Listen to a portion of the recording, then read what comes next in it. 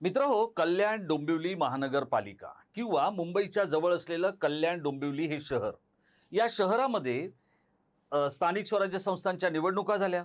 सत्ता कोणाची बनणार, महापौर कोण होणार, तर डॉक्टर श्रीकांत शिंदे हे गेले 4 महिने तिथे एकच गोष्ट सांगतायत, सातत्यानं सांगतायत. आणि ती काय आहे, तर महायुतीचा महापौर होणार. श्रीकांत शिंदे हे जे काही सांगत होते ते एकतर त्यांची जी महायुतीची भूमिका आहे ती भूमिका किती निरभ्र, किती पक्षप्रेमी किंवा किती भाजपप्रेमी आहे हे सांगण्यासाठी ते पुरेसं होतं. पण आता आज जे काही घडलेलं आहे कल्याण डोंबिवलीमध्ये ते बघितल्यानंतर उद्धव ठाकरे आणि राज ठाकरे या दोघांमध्ये जे काही चालू आहे त्याला ठाण्यातल्या शिंदेशाहीने कसा छेद दिला आणि त्यासाठी कल्याण डोंबिवलीमधला राजू पाटील कसा जंटलमन झाला हेच आपल्याला या व्हिडिओमधून समजून घ्यायचं. आणि त्यामुळे आजच्या माझ्या व्हिडिओचं जे काही हेडिंग आहे किंवा आजची जी स्टोरी लाईन आहे ती हीच आहे, राजू बन गया जंटलमन. कसा ते मी आपल्याला समजावणार आहे. नमस्कार मित्रो, मी राजेश कोचरेकर आणि आपण पाहताय आपलं आवडतं न्यूज पोर्टल टाइम महाराष्ट्र. मित्रहो, कल्याण डोंबिवली महानगरपालिका की जिच्यामध्ये 122 नगरसेवकांची एकूण संख्याबळ आहे. आता या 122 नगरसेवकांपैकी अत्यंत काटेकी टक्कर झाली असं जर आपण त्याचं वर्णन केलं तर ते अधिक समर्पक होऊ शकेल. म्हणजे काय झालं तर एकनाथ शिंदे यांच्या नेतृत्वाखालील शिवसेनेच्या 53 जणांनी विजय मिळवला आणि 50 लोक जे आहेत ते भाजपचे होते. आता या इतक्याच गोष्टींवर जर सत्ता बनवायची असेल तर या सत्तेसाठी जे काय गरजेची संख्या आहे तिचा जर आपण विचार केला तर एक साधारण 62 लोक महापौर बनण्यासाठी गरजेचे आहेत. म्हणजे तो एक मॅजिक फिगर आहे. आता या सगळ्या गोष्टींमध्ये गेल्या काही काळात म्हणजे गेले काही वर्ष दोन नेत्यांमध्ये सतत संघर्ष आपण इथे पाहिलेला आहे. ते दोन नेते कोण आहेत, तर ते दोन नेते आहेत राजू पाटील आणि खासदार डॉक्टर श्रीकांत शिंदे. जाहीर सभांमधून कधी युवराज, कधी बबड्या, कधी पप्पा का बेटा असं म्हणत राजू पाटील यांनी श्रीकांत शिंदे यांना डिवचण्याचा प्रयत्न केला. श्रीकांत शिंदे हे आता आपल्या वडिलांपेक्षा शीतरक्ताचे झालेत का असा प्रश्न पडावा अशा पद्धतीचं राजकारण आणि रणनीतीत ते अवलंबित असतात. काही महिन्यांपूर्वी श्रीकांत शिंदे यांच्याबद्दल जर बातमीमध्ये एखादा जड हळू शब्द आला तर त्यांना वाईट वाटायचं, ते आपला निषेध व्यक्त करायचे, ते दुखावायचे. पण मी गेली वर्षभर श्रीकांत शिंदेंना पाहतोय, तुम्हाला जे हवं ते करा, जे मला आवडतंय ते केलात तर मी तुमच्या सोबत आहे किंवा मग तुम्ही मला आवडाल. पण जर मला जे आवडत नाहीये ते जर तुम्ही केलात तर मी तुमच्यावर रागवत नाहीये. अशी एक सोपी रणनीती घेऊन श्रीकांत शिंदे काम करत होते. आणि त्यामुळे राजू पाटील यांनी जे काही श्रीकांत शिंदे यांना डिवचलं होतं, जे दुखावलं होतं, जे चिडवलं होतं, या सगळ्याचं उत्तर त्यांनी काढलं कधी, तर विधानसभेच्या निवडणुकीला. विधानसभेच्या निवडणुकीला राजू पाटील यांचा दणदणीत पराभव झाला आणि तो पराभव राजू पाटील यांच्या जिवारी लागला.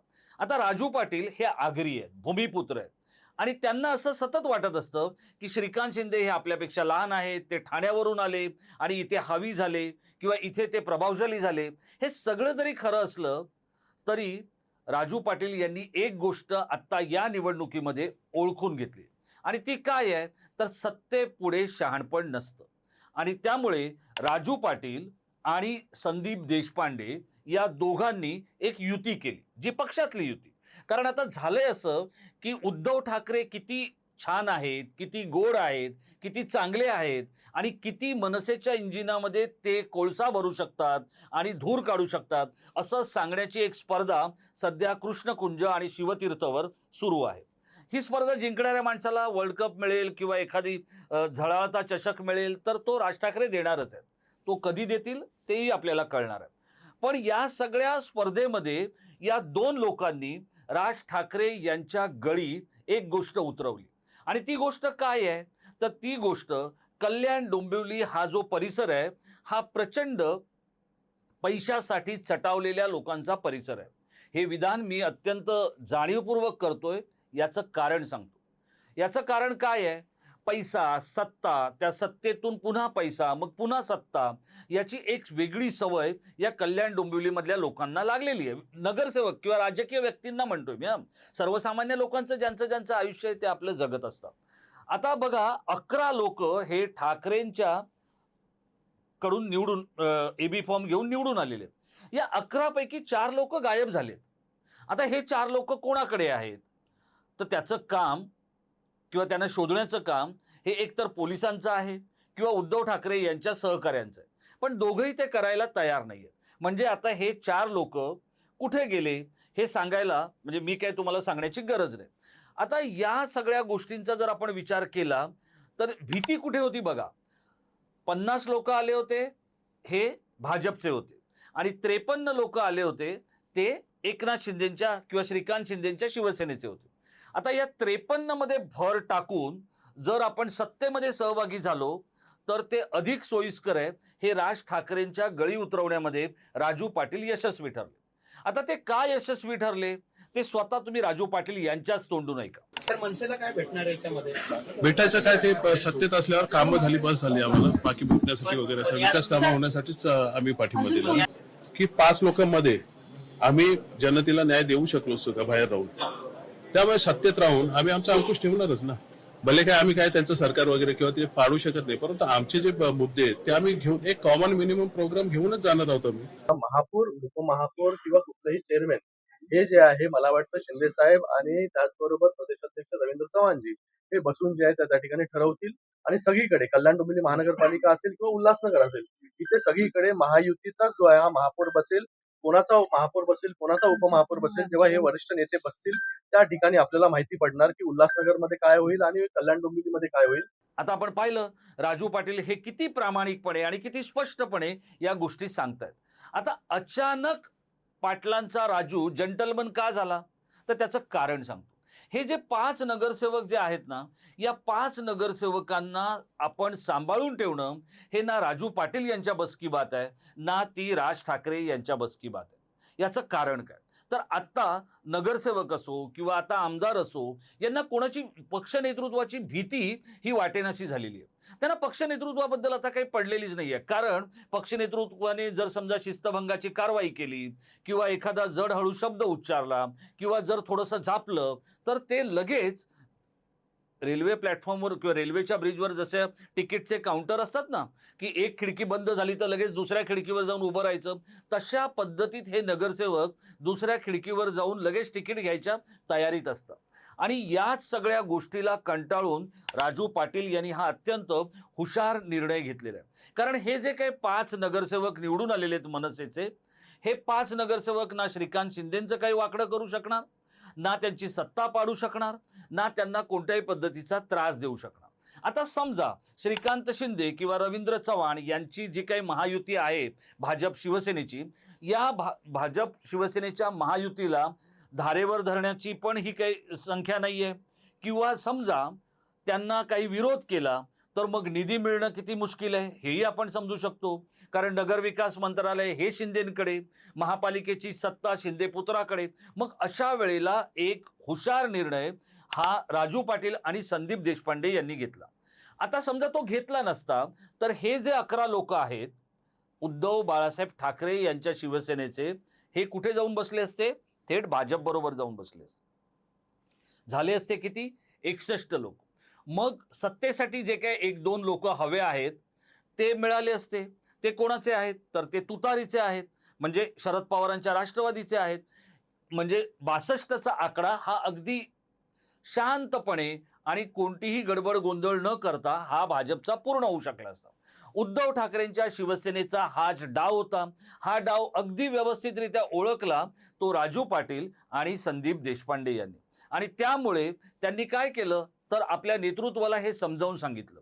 एक तर 5 नगरसेवकांचं 5 वर्ष सांभाळ करणं पक्षाच्या आचारसंहितेमध्ये हे अधिक कठीण आहे.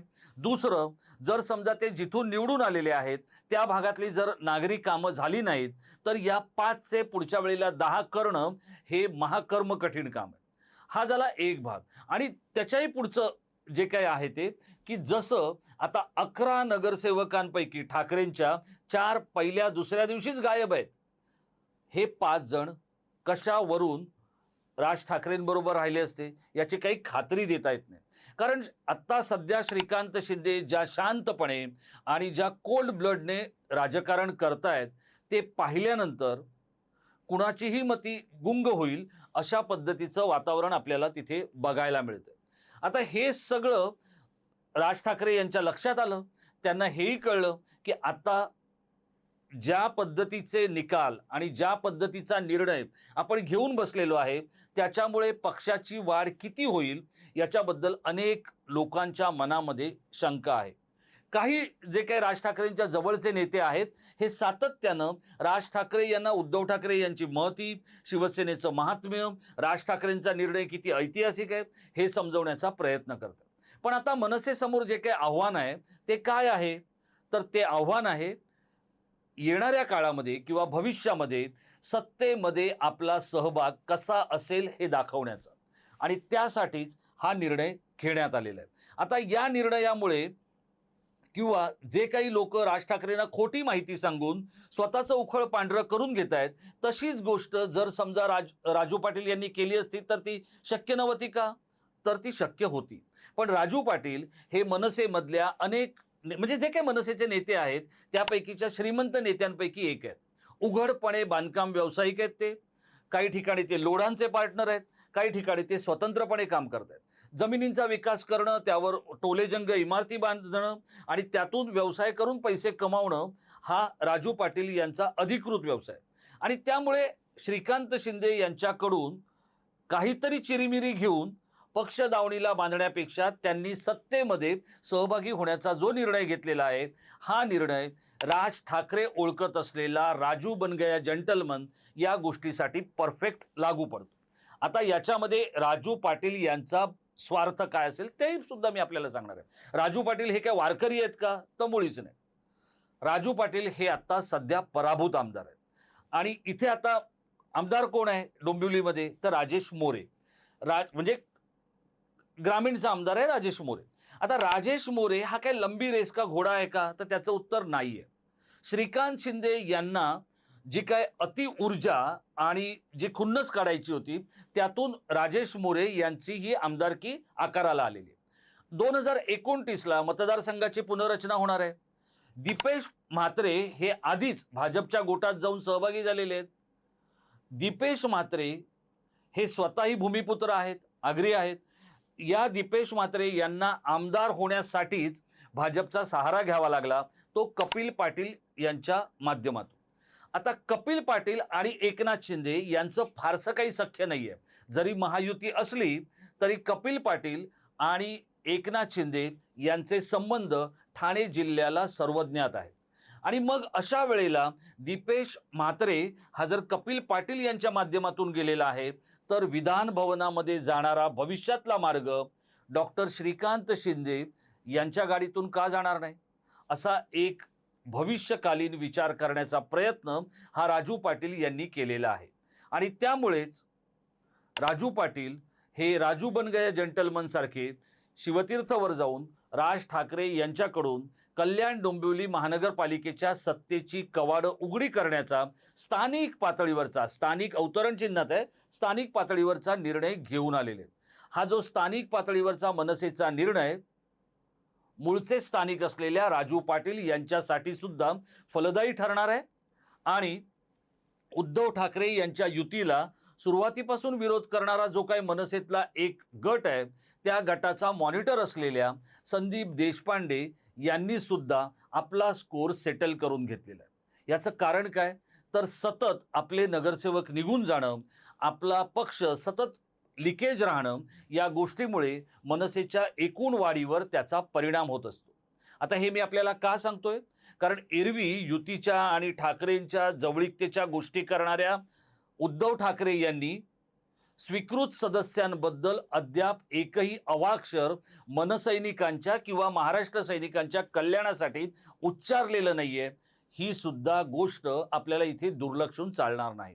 जर तुम्हाला निकोप युती करायची नसेल किंवा तुम्ही निकोप पद्धतीनं जगणार आणि वागणार नसाल तर राजू पाटलांसारखे जे मंजे हुए खिलाडी आहेत, जे आर्थिकदृष्ट्या कुणाकडे लाभार्थी म्हणून जायला तयार नाही आहेत, स्वतंत्र आहेत, स्वयंभू आहेत, त्या सगळ्या नेत्यांच्या डोक्यातून अशीच वेगवेगळ्या पातळीवरची स्थानिक सत्तेची समीकरणं फुलवली जातील आणि खुलवली जातील. त्यामुळे या फुलणाऱ्या आणि खुलणाऱ्या समीकरणांसमोर आत्ता ठाकरे नेमका कसा निभाव लावून घेणार आहेत हे बघणं सुद्धा खूपच गरजेचं आहे. कारण मुंबईतल्या उद्धव ठाकरे यांच्या सत्तेमध्ये सुद्धा फारसं काही आलबेल नाही आहे. त्यावरचा माझा व्हिडिओ लवकरच येणार आहे. आपण कुठेही जाऊ नका. या अशा आतल्या गोष्टी, महत्त्वाच्या गोष्टी किंवा अँटी चेंबरमध्ये घडणाऱ्या राजकीय एकापेक्षा एक काटछायाच्या बातम्या ऐकण्यासाठी अनुभवण्यासाठी आपण टाईम महाराष्ट्र बरोबर सतत जोडलेले आणि जुळलेले राहा. आपला दिवसागणिक आमच्यावरचा विश्वास हा वाढतोय, तो आणखी वाढू द्या इतकंच सांगतो आणि इथेच थांबतो. धन्यवाद.